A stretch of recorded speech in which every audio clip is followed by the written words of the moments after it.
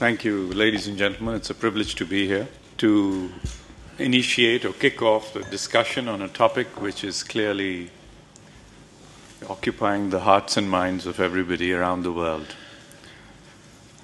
Without repeating what we all see in the media and read and hear about, let me just spend my 10, 12 minutes on first giving you, in bullet point form, in my own words, what I think happened, then where we are now, and where we ought to be going.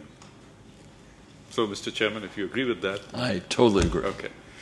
So, everybody has got their own view. Having spent 30 years in the financial sector and then 8 years in government, obviously the global economy occupies a lot of my time. We were merrily going along as the world. Globalization was coming into fashion. Linkages were increasing. Excess liquidity was available in the world, and people were looking for opportunities. At the same time, many institutions looking for earnings and assets to invest in initiated, among other things, what ended up as the subprime mortgages. These were loans to people whose credit standing was low. The yields were very high. Their ability to pay was questionable, but rates were such and the packages were such that it became attractive for them to borrow today for a better tomorrow. The better tomorrow has not come yet, and as a result, we've ended up into what is clearly a serious situation where the very foundations of the global financial system, in my view, have been shaken. When this happened, I remember, I think, Bob, you were there too, right, in Davos this year. More time was spent in denial and saying why we are different. And I reflected after we left Davos, driving back to Zurich Airport, that people still haven't appreciated the merits and the full impact of globalization. The linkages in the world, the connectivity in the world as a result of globalization is much more intense than people realize. So to say we are not impacted, we are different, is wrong. Each country, each market is affected differently, but they are impacted. And as a result of the oil and commodity prices rising, which gave rise to huge inflation, we saw every household in the world being impacted. Their lifestyles were impacted, their quality of life depreciated, their assets reduced in value. Many then, as a result of the slowdown, lost jobs and today are facing serious problems. Now, why did all this happen? I think most of you are familiar, but I would say it was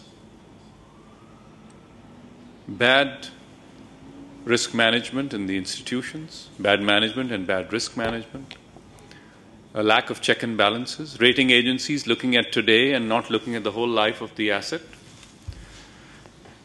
people extending their lifestyle more than they had to. All this put together has resulted in a global slowdown, high inflation, deterioration in quality of life, etc. Regulation was fragmented and was not holistic enough, which was required in a globalized world. And the financial sector very quickly then realized that they are in serious disarray. Capital was short. They went to the sovereign funds, raised capital, went to markets, raised capital, and may I say that the sovereign funds, like always, played a very positive role and stepped up to the challenge. And that's why a lot of further trouble could have was reduced if not accepted. There was also greed. No disrespect to, I was 30 years in that business. Greed in the sense that people were chasing deals, and looking at what will be the results next quarter and what will be their compensation next quarter, rather than stepping back and saying, how does this help all the stakeholders? We only succeed in life in what we do when we look at all stakeholders, our shareholders, our customers, the public at large, and of course ourselves if we are working there.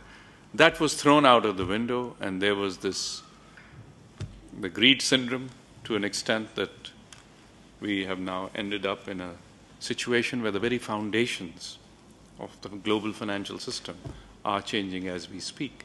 Today, some investment banks are going to become bank holding companies.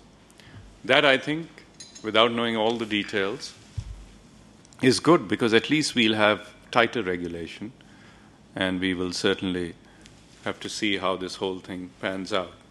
So, ladies and gentlemen, the world today also is seeing lower growth, high inflation, increasing deficits, and a level of uncertainty which is quite dangerous. May I also say that as a result of all this, credit and liquidity started drying up, and there is a gridlock in the global financial system as we see today.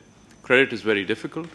That provided the lubricant for the global economy to work, and that is now creating tremendous pain in what we see. So as a result, today we have uncertainty, we have reduced liquidity.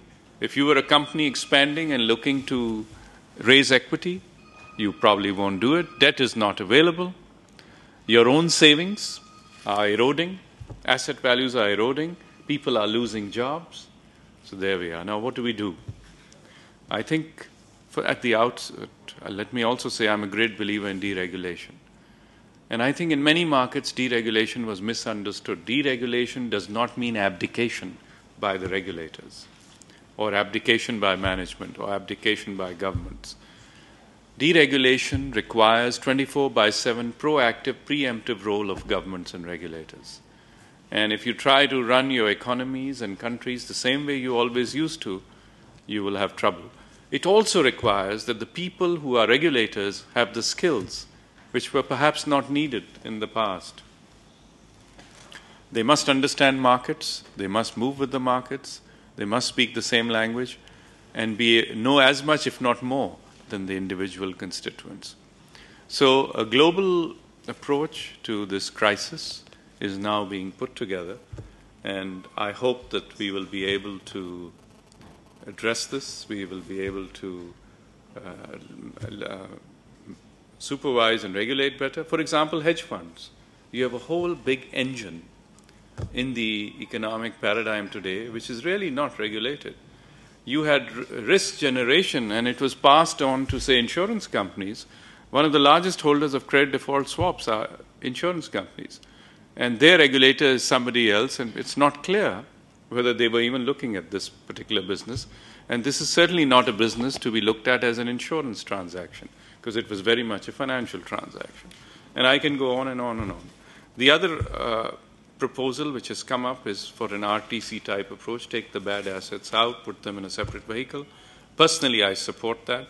What pricing will it entail, and what will be the pain on the financial institution which generated bad assets? That's a subject we have to debate and discuss, and I think we will today.